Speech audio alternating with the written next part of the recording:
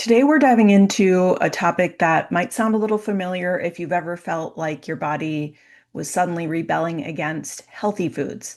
This episode, we're going to focus on sulfur intolerance, when nutrient dense, detox supportive foods like garlic, onions, eggs, maybe cruciferous veggies start making you feel off. So, we'll talk about what sulfur is, what can go wrong when your body can't process it efficiently, and what finally helped me reclaim my food freedom after, finding out that I definitely had a sulfur intolerance issue. And storytelling is a time-honored teaching tool. So to teach you a bit about sulfur sensitivity and what it can look like when we have some of these lesser known food sensitivities, I'm going to tell you my sulfur intolerance story. Like, wow, I've learned so much about this because of this annoying little sensitivity to what is actually a naturally occurring and really healthy compound found in certain foods and also in some supplements. So, in sharing my story, you'll learn about sulfur, including some really powerful health benefits of it, but also why it can become a problem for some of us. So we'll cover some of the surprising places that sulfur's hiding, what you can do about it if you find yourself reacting to healthy sulfur-containing foods. And yes, there is a happy ending, and in many cases, some pretty easy fixes for sulfur sensitivity too. We're going to zoom out a little because sulfur sensitivity isn't the only sensitivity thyroid thrivers might run into with some otherwise healthy foods. So we'll also touch a little bit on some related food sensitivities like histamine, oxalates, and salicylates, because those can sort of parallel the sulfur sensitivity experience that I'm going to share with you today. But mainly, we'll stay focused on sulfur and the bigger lessons that it taught me about listening to my body, working smarter with my practitioners, and letting go of this idea that we can just DIY everything when it comes to healing. So, this is a perfect example of where trying to do it yourself might set you back and might make it take a little longer to reach solutions that actually work for you. So, if you've dealt with sulfur intolerance, or maybe you've dealt with other mysterious food sensitivities that you're still trying to understand, this episode is for you.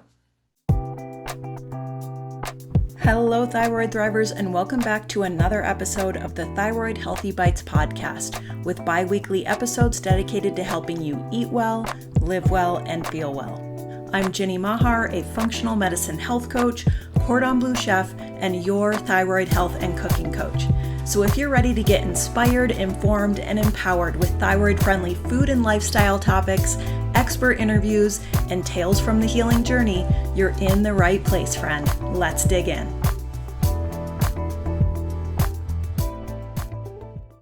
Hello, Thrivers. Welcome back to the show.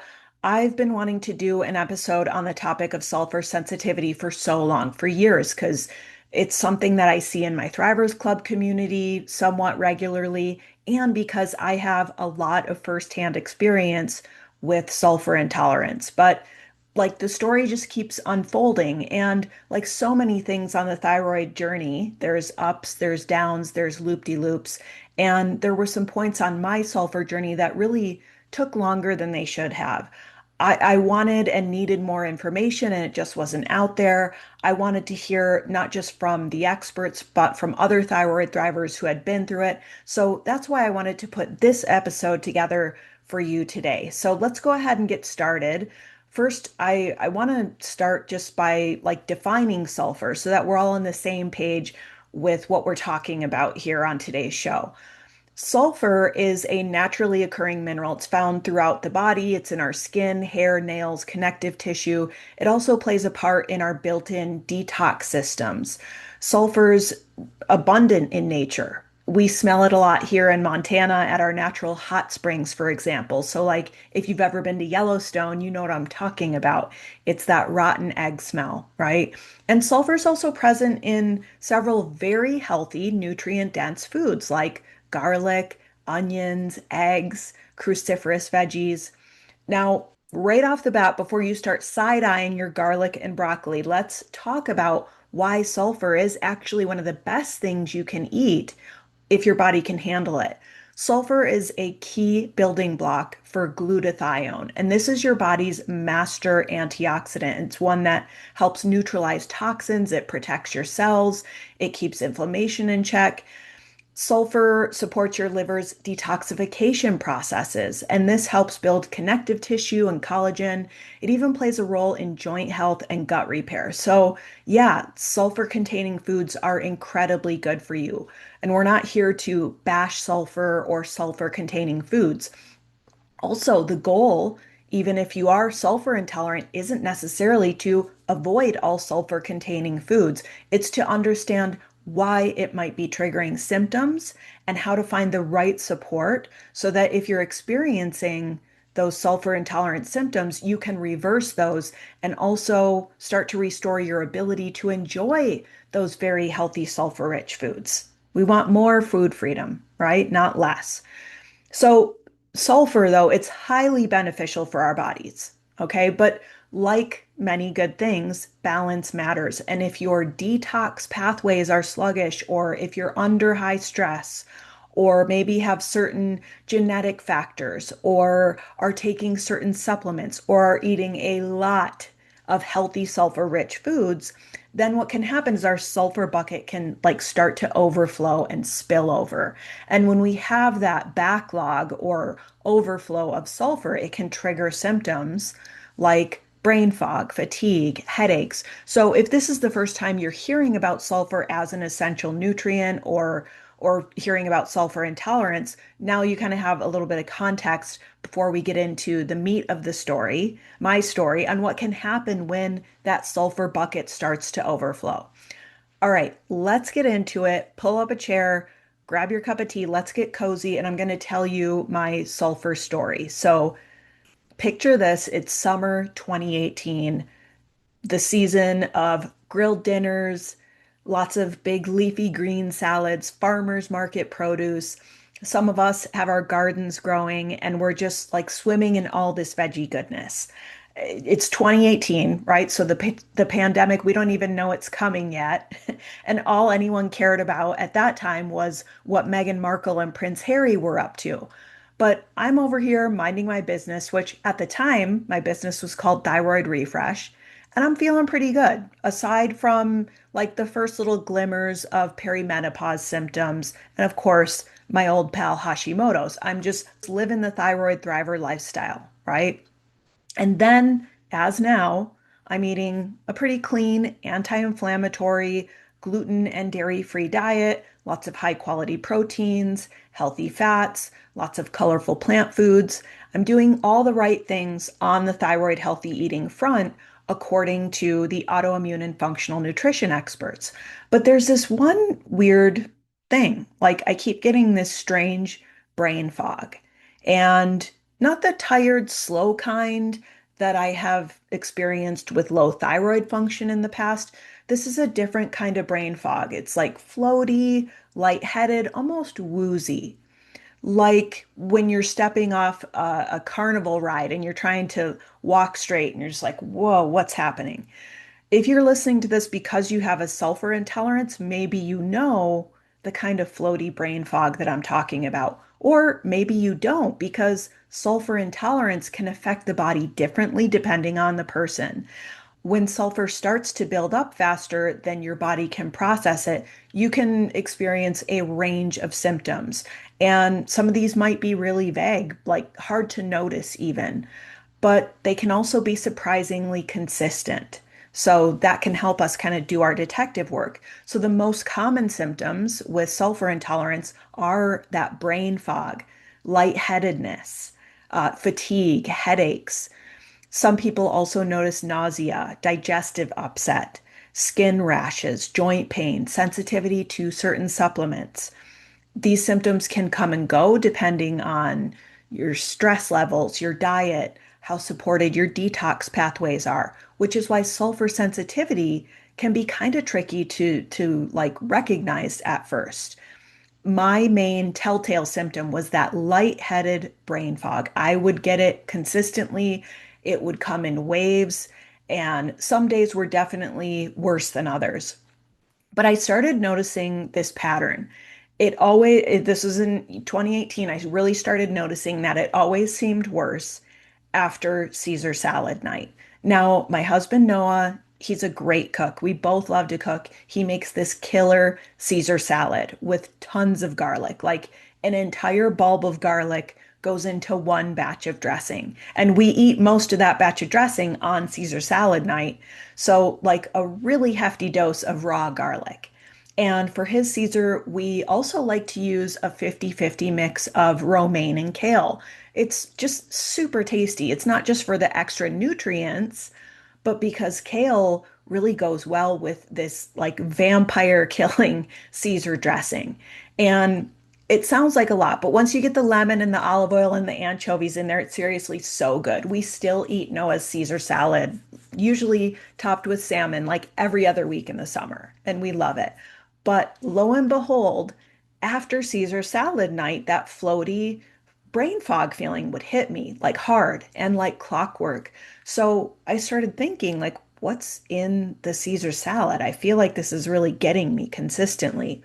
Kale, romaine, garlic, olive oil, anchovy, lemon. Like it's pretty simple. And as a thyroid driver, you might also be thinking, like, it's the raw kale. We're not supposed to eat raw cruciferous vegetables, right? Many of us have been told that we shouldn't eat raw kale or broccoli or other goitrogenic vegetables. And the thought did cross my mind for a minute. And for a few weeks, I was like, could there be something here?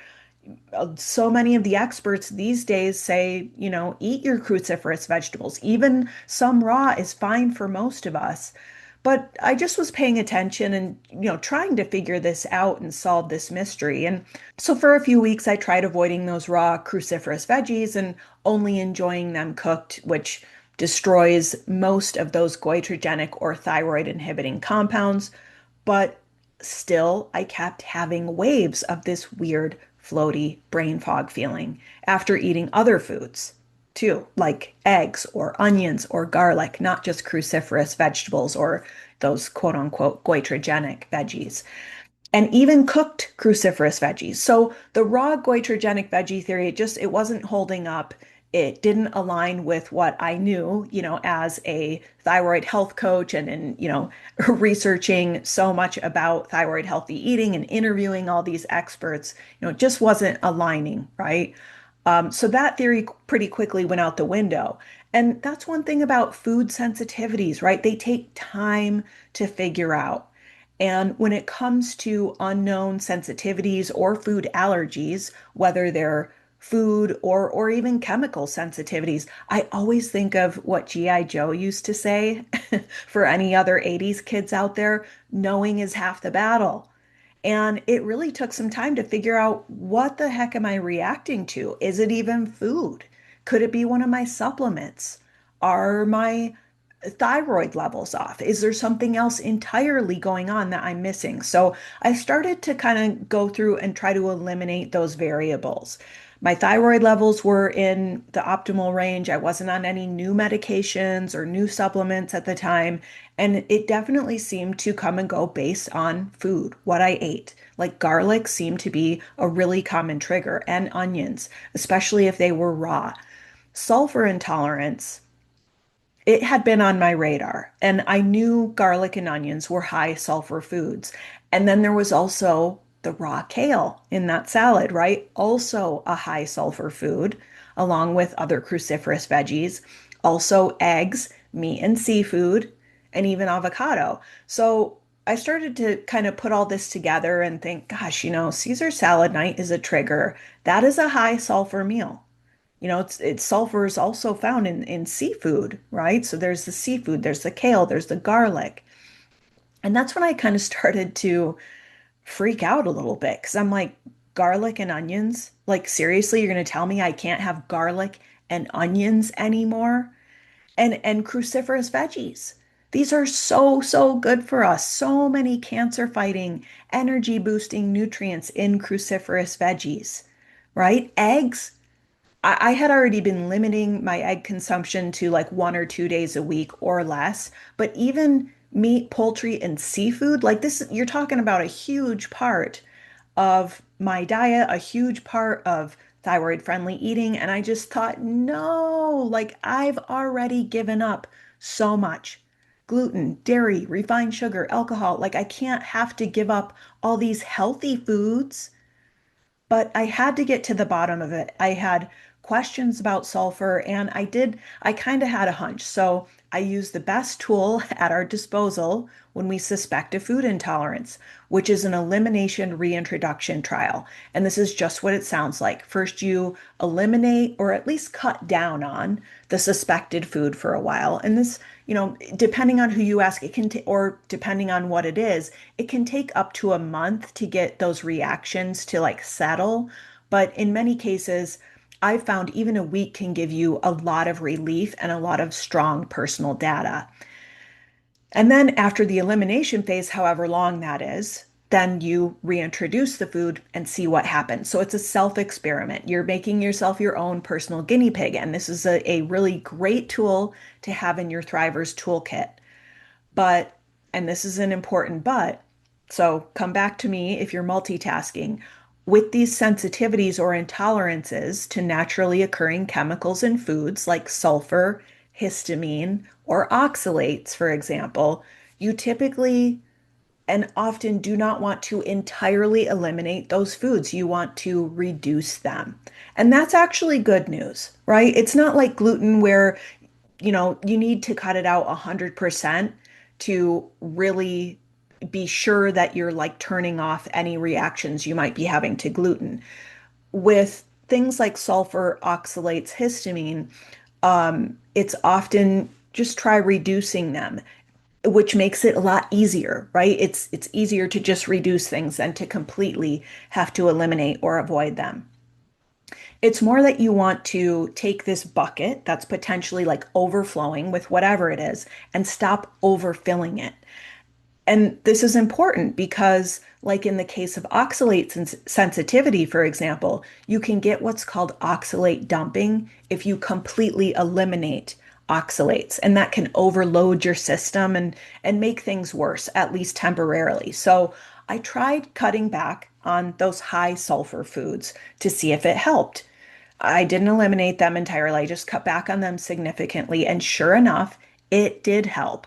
So then I went back to, I went to the reintroduction phase. I went back to eating a bunch of sulfur-rich foods like Noah's Caesar salad and noticing, paying attention and noticing how do I feel after? And boom, there's that floaty, woozy, lightheaded brain fog feeling again. So I was confident that I had my answer. And in a way, it was a relief.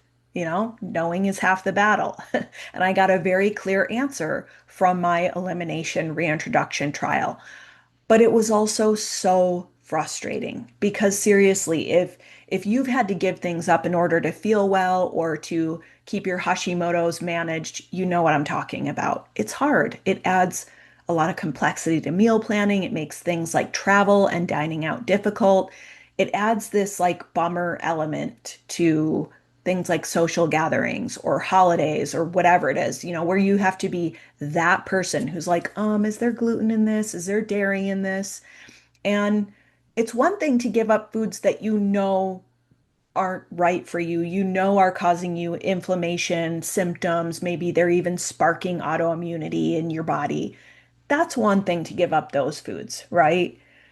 Like gluten or sugar, or for many of us, dairy. But to be reacting to this huge group of super healthy sulfur rich foods was just, it felt like a slap in the face. It felt like I was being punished after trying so hard to make supportive food choices.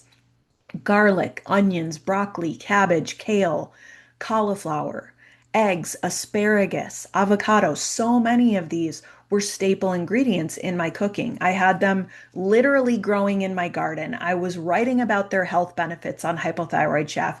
I'm getting them in our CSA box from our local organic farm subscription. So I was just beyond frustrated with this new road bump on my thyroid journey. And believe me, there were tears. Giving up gluten was one thing and hard enough, but like avocados, no. Just no. It just didn't seem fair. But I also didn't have all the information that I needed about sulfur intolerance. So I put on my researcher hat. I started doing some digging. Now, I want to point out that there is still little to no research on sulfur intolerance out there. And in 2018, there was even less. But I came across an episode of Dr. Michael Ruscio's podcast, Ruscio Radio, and on this episode he was talking about navigating sulfur intolerance with his guest Heidi Turner. Now, as a side note, I've interviewed Dr. Ruscio on the podcast back when it was Thyroid Refresh TV, and he's a great resource for gut health information, food sensitivities, autoimmune triggers, all kinds of stuff that's very pertinent to us as thyroid thrivers. I really, really like his podcast. And I'm just having a little like light bulb moment right now that I should probably invite him back on the show. And maybe even his guest, Heidi Turner. She was amazing. She's an integrative RDN, which is a registered dietitian nutritionist. And Heidi specializes in things like autoimmunity, SIBO, gut health, food chemical sensitivities like histamines and sulfur. So her expertise is right up our alley. And let me just say, their conversation was another big light bulb moment for me in that it showed me that the answer was not just to avoid sulfur rich foods, right? It's not that simple. This is where these lesser known sensitivities to naturally occurring chemicals in foods like sulfur, like histamine, like oxalates, they're more nuanced than other food sensitivities like dairy, where if you're sensitive to dairy, just avoid dairy. If you're sensitive to gluten, just avoid gluten. Avoiding all sulfur or histamine isn't only incredibly difficult and limiting, in some cases, it's the wrong move and it doesn't get at the root cause of those sensitivities because there are often root causes of these sensitivities.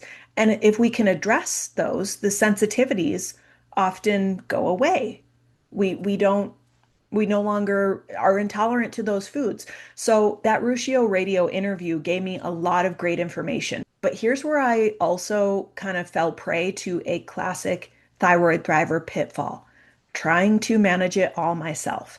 No professional guidance, no testing, just podcasts, supplements, and some DIY determination, right? I know this is relatable for some of you, and we've all been there, right? So I tweaked things. I switched up some of the supplements I was taking. I remember switching up my B vitamins. And I started not avoiding, but being more mindful about how much sulfur-rich foods I was eating, and then was I getting symptoms? And it did sort of help. It gave me more control over that weird brain fog. And now when it happened, I knew why. Like if we had Noah's Caesar salad, for example, I knew I might feel a little weird the next day. So like a year goes by, I feel like, okay, I'm kind of managing this. I have this sulfur thing, but I'm feeling pretty good. And again, little to no published research on this. So a lot of the research is just clinical or anecdotal. It's what people are experiencing and what practitioners are finding helps. But even though I was functional, I was doing better, I was still not feeling like my tippy top usual self. So I decided to do more detective work and have some other functional testing done with a functional diagnostic nutrition practitioner or FDNP. We did HTMA, which stands for hair tissue mineral analysis. This is a super cool test. I've done an episode on that. We won't dive into that today. We also did a Dutch test. Now, if you've never heard of it, the Dutch test is the most comprehensive hormone panel out there. This is a really good one to know about. It stands for Dried Urine Test for Comprehensive Hormones. And just like it says, you collect urine samples over a 24-hour period. I'll put a link in the show notes if you want to learn more about the Dutch test. But basically, it gives you a snapshot of your hormones and how your body is metabolizing those hormones. It looks at estrogen, progesterone, testosterone, cortisol, and the pathways that your body uses to process and detoxify those hormones, like methylation. So I do the Dutch test with my functional diagnostic nutrition practitioner, and she pointed out that I was very low in testosterone, which may surprise some of you, is very much needed in women for not only libido, but bone health, muscle maintenance, cognition, mood. It's very important. And while it's not right for all women, I do think it's chronically overlooked in women's health. But it was clear on this Dutch test that my T was in the tank, which could explain why I wasn't feeling 100%. I had recently turned 40. I was really starting to notice those perimenopausal changes creeping in. So I decided to take my Dutch test to my naturopath to get her interpretation and a second opinion. And she, of course, pointed out, yeah, your testosterone's in the tank. And she prescribed me a very low dose testosterone cream that I still use that brought immediate relief for some of the perimenopausal symptoms I was having, including just like feeling flat and unmotivated. I always say testosterone isn't just about sex drive, it's about our life drive, just that general drive and motivation to get up and go do the things we need and want to do in the world. So that testosterone cream really helped. It gave me that back. And I'll say this again, for some women, testosterone is not the right move. For me, it definitely was. I should probably do an episode on that because there's not FDA approved testosterone treatment for women. And the only condition they'll use it for off label in women is typically low sexual function, which gets me really fired up about how women have been treated in our patriarchal medical system. Like our main function is having sex and making babies, and we'll just ignore the bone health, brain health, mood, and quality of life factors that testosterone can offer women. But don't get me started. I got a little sidetracked there with testosterone. Let's get back to sulfur, okay? So my naturopath, she's looking at my Dutch test, T's in the tank, right? And she's also like, wow, you're not methylating well. And she goes on to explain why that's important, including things like processing sulfur. Oh, okay. So this was like another level of the case that I hadn't really cracked on my own. I also want to pause and make another important point here and another common pitfall. Your test results are only as good as the practitioner interpreting them. I'll say that again. Your test results are only as good as the practitioner interpreting them. And hormones are complex territory. If you're going to invest your money in something like a Dutch test, you know, don't be afraid to get a second opinion and keep searching till you find it's really, really wonderful when you have that person you can go to on your healthcare team. For me, that's been my beloved naturopath who I've worked with since the beginning of my healing journey and who I've talked about multiple times on the podcast. She's a medical doctor and she knows hormones better than anyone else I've worked with. She's also very well studied on things like genetic factors like MTHFR mutations and other stuff that can influence things like how well we methylate. And in understanding those things, she also really understands what those things all mean and how they can like influence one another, how they can show up in our bodies in the form of issues and symptoms like with sulfur intolerance. So right away, she's like, you're not methylating well. Let's look at your genetic SNPs or SNPs. Are you sensitive to sulfur? Why, yes. Yes, I am, in fact, sensitive to sulfur. Now, methylation, in case you're unfamiliar with that, this is part of our body's built-in detoxification pathways. It's basically one of the body's most important housekeeping jobs. It helps you like process and detoxify hormones and chemicals, turn genes on and off. It helps you repair DNA, create neurotransmitters like dopamine and serotonin. When methylation is sluggish, which can happen because of things like genetics or nutrient deficiencies or stress, your body can kind of struggle with things like sulfur metabolism because those pathways are all connected through something called the transsulfuration pathway. Now, stay with me here because I promise that's as nerdy as we're going to get on today's episode. But guess what sluggish methylation can lead to? You guessed it, sulfur intolerance. So, my naturopath got very specific with me about the nutrients my body needed. We switched up some of my supplements. We switched up the B vitamins I was taking. She added P5P, which is a B vitamin. It's the active form of vitamin B6. It helps convert homocysteine into cysteine, which is another step in that sulfur pathway. We also added something called molybdenum, which is a trace mineral that helps your body process sulfur. And it helps your body convert sulfites, which can be irritating, into sulfates, which are typically harmless. And within a week of making those changes, that residual layer of fog and fatigue, like even if it was subtle, that had just completely cleared. And best of all, I found that I could eat garlic and onions and things like kale and broccoli and eggs and avocado and all the foods that I had been missing. I could eat those again without really having to be so careful about it. I could eat them whenever I wanted with pretty much no side effects. And it just felt like I had gotten my food freedom back. I had reclaimed some really important nutrients too, being able to eat those foods without worrying about getting this sulfur hangover. And I had something even better. I had data, personal data, a clear explanation for why this was happening. And I had new tools in my toolkit, my targeted supplements personalized to me that addressed my unique needs. Now, please don't make the mistake of listening to this podcast and doing a DIY approach where you just throw some supplements at it and keep your fingers crossed that it works for you, because what worked for me may not be right for you. We're all different. And one of the key takeaways from this story is that it can be it can be easy to miss things when we're doing it ourselves and we don't have the professional help that we need. Someone who can say, let's understand your body, your pathway, your symptoms, and all your other health cofactors, right? And come up with a plan that's really tailored to you.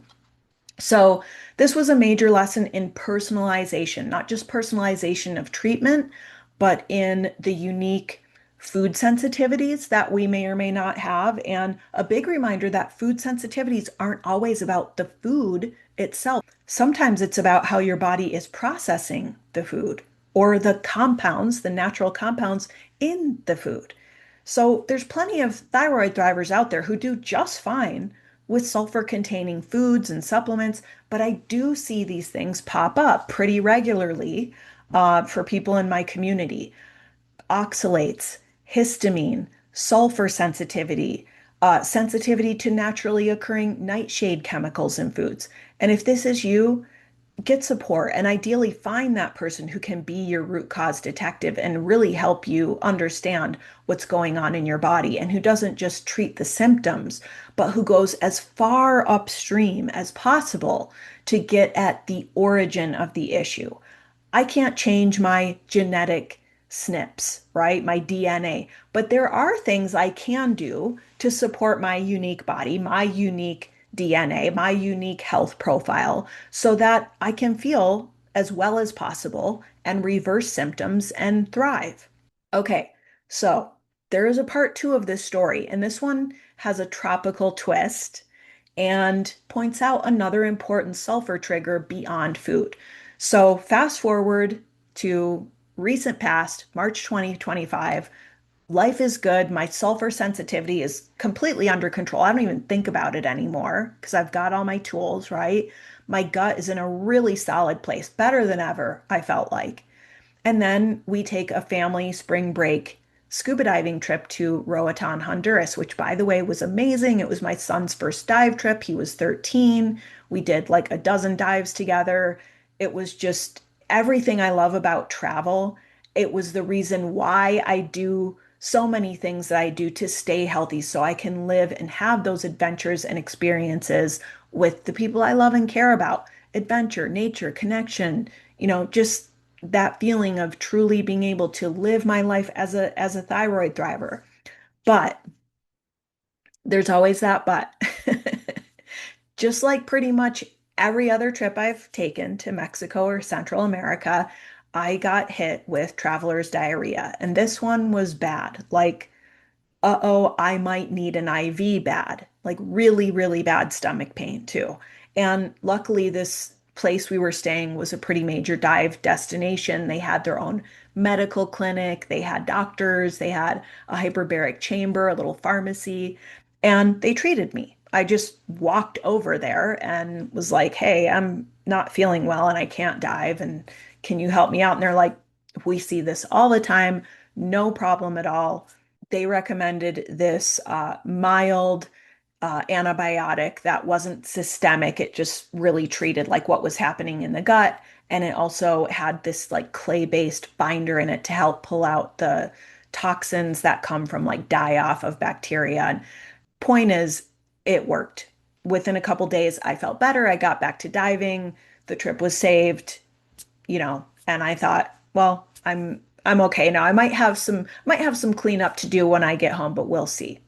And sure enough, when I got home, I just could tell my gut was different. I wasn't having digestive issues so much. I just felt a lot of stomach sensitivity. So, I don't drink a lot of coffee, but like the occasional coffee or a spicy meal or like a small glass of wine. I mean, things like that were just like really not sitting well. Like everything just felt like too much, almost like it was kind of like feeling like it was burning my stomach, if that makes sense. And I was starting to feel more afraid of foods.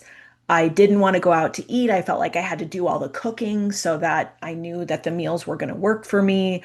I was just like more sensitive across the board.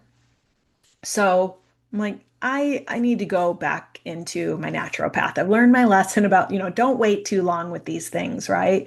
I'm going to get in for her professional expertise, interpretation, opinion, whatever testing, we decide to do, and went in and told her something's up. So we decided to run a GI map test. Now, this is another test that you should know about as a thyroid thriver. It's a highly comprehensive stool test that looks at the DNA of microbes living in your gut. So it measures bacterial balance, it measures pathogens, parasites, yeast. You can also look at certain gut health markers like inflammation and zonulin. And when the results came in, most of my markers looked pretty good. But two things stood out. I had uh, some elevated dysbiotic gut flora, especially staph and strep strains, and elevated zonulin. So my gut was really showing signs on this test of what it had been through and that it was still healing and still affected even like a month or so later from this assault. Zonulin, this is an add-on to the like standard GI map test. So it did cost extra, but I just had a feeling. I was like, Yeah, I want to invest in this and see, how my zonulin is." It's a protein that controls those tight junctions between your intestinal cells. And when zonulin is high, it can be an indication that your gut lining is leaky, right? The tight junctions are opening up. They're allowing particles that don't belong in your bloodstream to slip through. And that's what people mean when they're talking about leaky gut or what's clinically called intestinal permeability. When those foreign particles get in your bloodstream and hit your immune system, it can spark inflammation, it can spark autoimmunity, including Hashimoto's. So suddenly I had this new piece of the puzzle, leaky gut. And for as common as leaky gut is in the thyroid thriver community and the autoimmune community, I personally had never shown indications of it on any of the gut health testing I've done over the years. So it was pretty concerning news, and it also explained to me the extra sensitivities of, what I was feeling, like where I had to be super careful with food and the general sense that my body was just more reactive than usual. It actually, in hindsight, I'm somewhat glad for the experience because I've heard so many of my Thrivers Club community members talk about this and, having leaky gut and having that super elevated sensitivity. And it's like, I know what they're talking about now. I am experiencing some of that. So, my naturopath created a gut healing protocol for me with some gentle antimicrobials and nutrients to essentially support the gut lining. One of those was L-glutamine. This is one of the go-to gut healing supplements for leaky gut. L-glutamine is an amino acid that fuels the cells lining your intestines. So it can help strengthen that gut barrier and reduce inflammation and promote healing, especially when you're trying to heal from something like leaky gut. And it's usually very well tolerated. Maybe you've taken it, maybe you've heard of it, but it didn't work out for me. At first, I was fine. It was summertime. I wasn't taking it very regularly, but when fall came around and James went back to school and life kind of got back into a routine again, and I was still feeling kind of sensitive in the gut department, I was like, I got to buckle down a bit on my gut healing mission. But I hadn't gone back to the autoimmune protocol, and this can be a really helpful tool I have found personally and have seen in my community too, can be a helpful tool when you're really doing some more intensive healing like I was doing, like I needed to do. And all summer I was like, I can't, I don't want to do AIP in the summer. It's just, there's too much travel, there's too much socializing.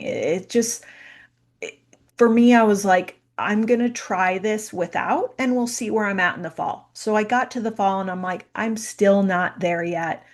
I'm going to layer in AIP. Also, I I just wrote the Thyroid 30 cookbook and am currently cooking my way through the book. And I'm like, this will be perfect. I'm going to start with the AIP meal plan and recipes. And so that's what I did. Made some content for you on my YouTube channel, making some of the recipes from that. You can check that out. I'll link to it in the show notes. But fall lined up, I'm like, I'll layer this in. I just feel like my gut is just needing that extra TLC in addition to my other things that I'm doing with the help of my naturopath. I did about 6 weeks on AIP, like all told, and it actually helped a lot. Once again, I was like, this works for me. And I do it, and I've never done extended periods on the elimination phase of AIP, but just like those short healing resets, it has really, really helped me. This was the fourth time I've used it in the last decade. So, once again, it really helped a lot. It was like the missing layer of healing that I needed in addition to supplements. And I was feeling good again. My gut was calming down. It's still calm. We're still in fall. Like we're now here in like present day, basically. My brain firing on all cylinders. I could tell things had improved and were continuing to improve. So I decided to up my gut healing supplement game, including the L-glutamine. And that's when things started to go sideways. So within a day or two of taking full doses of L-glutamine, like remember, I had kind of been taking it sporadically throughout the summer. My naturopath had given it to me in a drink form. And so it wasn't like part of my regular, like I have my daily supplement case, right? It wasn't part of that. But I was like, I really want to, kind of hone in on all of this with my AIP, my gut supporting supplements, and really like nip this in the bud. I'm tired of feeling like something's off, and I want to get to where I can test again. I feel like I'm ready to test again and make sure I've fixed what's going on in my gut. And within a day or two of taking full doses of L-glutamine, so it was like 2 caps a day, I noticed something strange. And it was that same floaty, lightheaded feeling that I had had years earlier. At first, I brushed it off. I'm like, it's fall, it's really dry in Montana. We're at elevation. When the weather gets cold, I go through this a lot where I'm like, oh yeah, I need to drink more water. I'm not drinking as much as I more easily do in the hotter months. So I upped my electrolytes, I drank more water, and I kept going. But this weird lightheaded feeling, it kept getting worse. By day 4 or 5 of this, I was having waves of pretty serious wooziness, nausea, fatigue. I was like, I don't feel well. Something's wrong. Oh my gosh, I'm so tired. Taking like 3 hour naps. Like, what's going on? I was foggy. I was forgetful. I like left my car door open in the garage. I was just spacing out mid conversation. My husband was like, are you okay? Like, something's off. And that's when I remembered something that I tell my coaching clients. When new symptoms pop up, look at what else is new. I checked my supplement spreadsheet. Yes, I'm that much of a nerd. And I realized that the only new addition in my supplement routine was L-glutamine, more of it than I had previously been taking. Okay, so I had been kind of taking it and tolerating it fine. I hadn't noticed anything at least. But I thought this kind of feels like my sulfur intolerance symptoms. So a light bulb went off again, and I started digging, and bingo, I learned that L-glutamine can activate our sulfur pathways. So this gets a little technical, but basically, L-glutamine feeds into the glutamate, cysteine, glutathione pathway. It's the same one that requires efficient sulfur metabolism. If your sulfur pathways are sluggish, all that extra input can back things up, and that can lead to a buildup of sulfites, which can cause the exact symptoms I was having: wooziness, brain fog, nausea, fatigue. Once again, that sulfur bucket was overflowing. That night, when I sort of put two and two together and was like, huh, I think this might be my sulfur intolerance coming back to haunt me, I took an extra tablet of molybdenum, which I've found really helps with my sulfur processing. I'm on as low as possible of a dose of regular molybdenum, so I'm still within the safe range. And so I just took an extra tablet. And remember, molybdenum is that little mineral that helps process sulfites. And within like hours, I started to feel better. I went to bed early, I slept really hard, and I woke up clear-headed for the first time in days. And it was like L-glutamine. That wooziness, nausea, and lightheaded brain fog was completely gone. So that's where I'm at today. I stopped taking my L-glutamine, at least for now. I've been leaning on other forms of gut support. I'm feeling really good again. My gut sensitivity has died way down. I can tell that healing has happened. And I'm just about to get to that point where I'm ready to do another GI map uh, with the help of my naturopath and check in on that and see, make sure my gut is getting back to where it needs to be, back to normal. So, the part two takeaway for you here is that sulfur intolerance isn't just about food triggers. Supplements can also be a trigger. And here's what that experience really reinforced for me: healing is detective work. Even good supplements can backfire if they're not right for your body. L-glutamine, great for gut healing, great for most people. Kind of put me over the edge with sulfur. I may take it again. Maybe I need to take it in a different form or dose or something like that. We'll see. I need to talk to my practitioner about it. But also, keeping good notes about your health stuff, like my nerdy supplement spreadsheet, can be incredibly helpful when those problems pop up. I also have a sheet in my supplement spreadsheet that includes supplement symptoms I've experienced. So I added some notes there about L-glutamine, because this was actually the second time this happened to me with L-glutamine over the past decade. But it can be easy to forget those details as time passes. And I hadn't written it down before.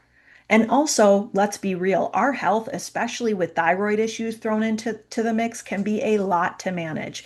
Even our practitioners can't be expected to remember every nuance of our health history, especially when we've been on this journey for years. So we really got to be in the driver's seat with our health. Nobody cares more about your health than you do. Nobody understands your body better than you do. And while we need good medical help and support, it's also really on us to really track carefully, like, how did that make me feel? What works for me? What doesn't? What patterns do I see in my unique body? I remembered having experienced this intolerance to L-glutamine years back when I was on another gut health mission, and I didn't write it down on my sheet. So I forgot, and I had to go through the whole unpleasant experience again.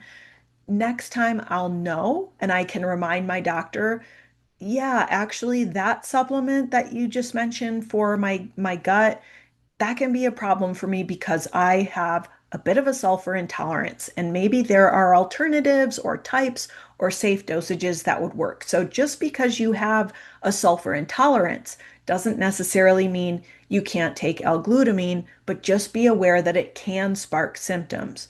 So other things that can spark sulfur intolerant symptoms are NAC, which is N-acetylcysteine. This is another very popular, commonly recommended supplement. I took it for quite a while. I had no problems with it, none that I noticed, anyways, but it can also flare sulfur issues in some people.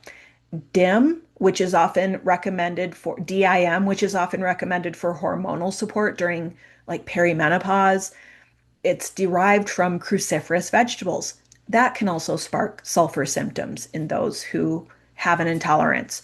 Also, glutathione or sulforaphane. Sulforaphane comes from broccoli sprouts.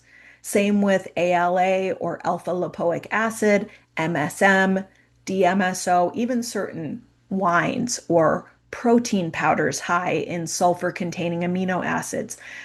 This isn't an exhaustive list, but just to say, don't overlook your supplement stack if you're experiencing sulfur intolerant symptoms. Don't overlook things like what you're drinking in addition to what you're eating.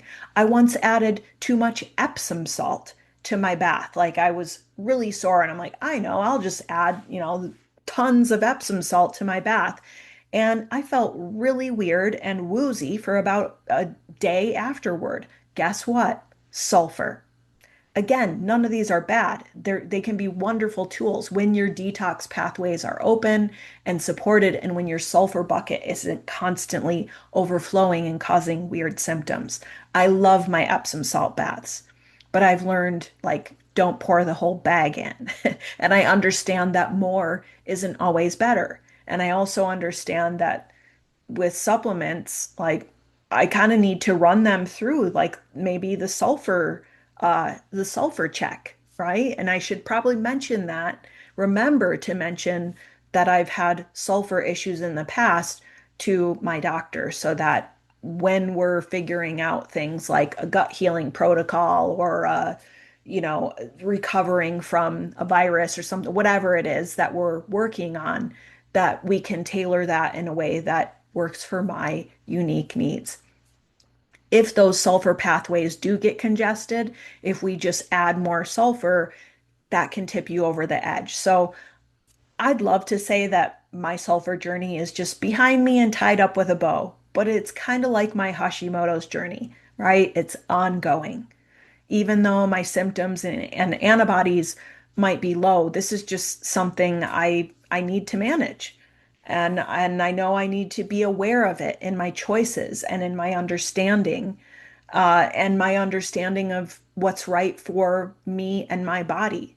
So that's my story. I hope it's helped inform your story and has maybe brought some new information and awareness to why it's not just as simple as just cut out gluten or just eat paleo. Thyroid friendly eating and living, especially, when it comes to our medications and supplements too, none of it is one size fits all. It's really personalized. And if you've been with me a while, you know this. The ultimate goal is that personalized, targeted approach. That's where we can really go to the next level with our health and healing, and most importantly, how we feel.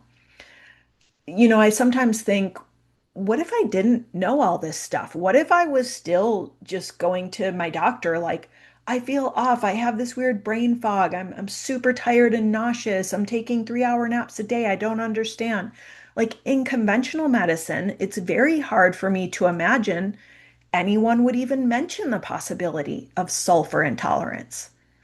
And that's why it's so important to be informed and empowered, to ask these questions, to do some of your own digging. I sincerely hope that my story has helped you do some of that today and has maybe raised some questions and possibilities for you. So, before we wrap it up, why don't we review what the kind of main takeaways are from today's episode and from my own sulfur saga? First, test, don't guess. right? Both the Dutch and the GI map gave me really critical insight that I never could have guessed from my symptoms alone. Also, don't go it alone. Partnering with a knowledgeable, functional, or holistic practitioner really helped me pinpoint the right forms and right ratios of nutrients that my body needed. Also, track your supplements, keep good notes, keep a symptom journal, keep a supplement spreadsheet, be the archivist of your health. And trust me, your practitioners and your future self will thank you. Listen to your body's whispers. Those little symptoms, the subtle brain fog, the little bit of extra fatigue, they're data. Don't blow them off, right? Start paying close attention and ask yourself when you're experiencing new symptoms, is there anything else you're doing that's maybe new? Also, sulfur isn't the enemy. It's an essential nutrient that supports detox, hormone balance, energy. Many health experts suggest we need more sulfur for optimal health, but that approach isn't right for everyone. And sulfur also needs the right cofactors to flow smoothly. So, all of which just again underscores the need for really targeted personalization. Healing isn't linear. It's another really important one in this story. There are ups, downs, loop-de-loops. Sometimes we're cruising along feeling fine for years. And then we circle back to lessons that we've already learned and we have to learn them again. And that's okay. It's normal. It's just part of the journey. And maybe most importantly, what I want you to take away from today's show is just the knowledge and the knowing that you are not broken. You're just complex. You're miraculous. You're human. And you contain multitudes. Your body is incredibly wise. It's always giving you clues and feedback. And the more that we can tune in and listen to those clues, the closer we are to feeling our best and thriving. All right, my friend, that's my story of sulfur sensitivity, mystery brain fog, and the long road back to Noah's vampire killing and super delicious garlicky Caesar salad. All right, thanks so much for listening. I'll put links in the show notes for some of the resources I mentioned today. And as always, take care of yourself, listen to your body, and keep on thriving. Thanks so much for spending this time with me and tuning into today's episode of the Thyroid-Healthy Bites podcast. If you've enjoyed today's show, please don't forget to like, subscribe, or leave a review on your podcast platform of choice. Your support makes this show possible. For more thyroid healthy food and lifestyle inspiration, check out my free library of thyroid-friendly recipes and lifestyle content at hypothyroidchef.com and the Hypothyroid Chef YouTube channel. As we wrap it up, head to the show notes for information and links to everything we talked about today, along with the link to my free thyroid-friendly grocery guide download. I'm Ginny Mahar, your thyroid health and cooking coach, wishing you happy cooking, happy thriving, and the best of health. See you next time.